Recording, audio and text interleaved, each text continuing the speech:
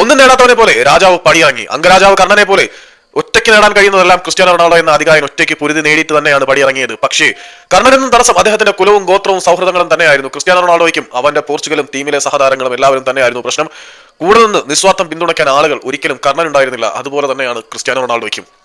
ഒറ്റയ്ക്ക് നേടാൻ കഴിയുന്നതെല്ലാം അയാൾ നേടിയിട്ടുണ്ട്. പക്ഷേ പോർച്ചുഗീസ് നാഷണൽ ടീമിൽ അപഹാസങ്ങളും കൂക്കുവിളികളും സ്വന്തം കോട്ടയ്ക്കുള്ളിൽ നിന്ന് തന്നെ അനുഭവിക്കേണ്ടി വന്ന ക്രിസ്ത്യാനോ റൊണാൾഡോ പോർച്ചുഗീസ് ഫുട്ബോളിന് വേണ്ടി തന്നാൽ കഴിയുന്നതെല്ലാം നേടിയെടുത്ത ശേഷമാണ് അപൂർണനായി പടിയിറങ്ങുന്നത്. ഒരു യൂറോ കപ്പിൽ പോർച്ചുഗൽ മുത്തമിടുമ്പോൾ ഫൈനൽ മത്സരത്തിൽ ക്രിസ്ത്യാനോയ്ക്ക് പരിക്കേറ്റ് കുറച്ച് സമയം പുറത്തിരിക്കേണ്ടി വന്നെങ്കിൽ പോലും ആ യൂറോ കപ്പിലെ ടോപ്പ് സ്കോറർ ക്രിസ്ത്യാനോ റൊണാൾഡോ തന്നെയായിരുന്നു.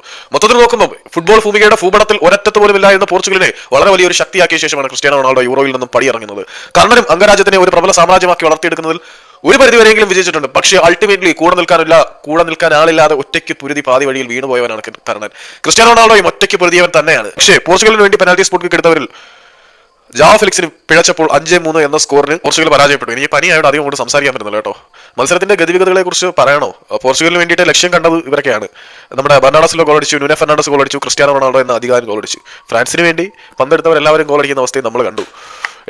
ക്രിസ്ത്യാനോ റൊണാൾഡോ ഈ യൂറോ കപ്പിൽ ഗോളുകളൊന്നും ഫുൾ ടൈമിൽ നേടാതെ പടിയിറങ്ങുകയാണ്. അന്ന് ബ്രൂണോയ്ക്ക് കൊടുത്ത അസിസ്റ്റ് ക്രിസ്ത്യാനോ റൊണാൾഡോ ഗോൾ അടിച്ചിരുന്നെങ്കിൽ സ്വന്തമായിട്ട് ഒരു റെക്കോർഡും ക്രിസ്ത്യാനോയുടെ പേരിലാണ്.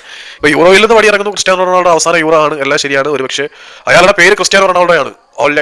വൈനിനെ പോലെ പഴകുന്തോറും വീര്യമേറുന്ന ഒരു പ്രത്യേക ജനസിൽപ്പെട്ടവനാണ് ക്രിസ്ത്യാനോ റൊണാൾഡോ. ഇനി അതുകൊണ്ട് ലോകകപ്പിൽ ക്രിസ്ത്യാനോ റൊണാൾഡോ പോർച്ചുഗലിന് വേണ്ടി തിരിച്ചു വന്ന് അവർക്ക് കപ്പെടുത്തു കൊടുത്താലും അത്ഭുതപ്പെടാനൊന്നുമില്ല. പക്ഷേ അപൂർണരായി ഒരു യൂറോ കിരീടം ക്രിസ്ത്യാനോ റൊണാൾഡോയ്ക്ക് ഉണ്ട്. എങ്കിൽ പോലും ശരിക്കും കർണനെ പോലെ കൂടെ നിൽക്കാൻ ആളില്ലാതെ ഒറ്റപ്പെട്ട പോരാളിയായി ഒറ്റയ്ക്ക് നേടാൻ കഴിയുന്നതെല്ലാം പൊരുതി നേടി. പക്ഷേ ഇത് ചിലതൊക്കെ കൂടെ നിൽക്കാൻ ആളുണ്ടെങ്കിലേ കിട്ടത്തുള്ളൂ. അങ്ങനെ ക്രിസ്ത്യാനോ റൊണാൾഡോ യൂറോയിൽ നിന്നും പരാജിതനായി തലകുനിച്ച് പടിയിറങ്ങി.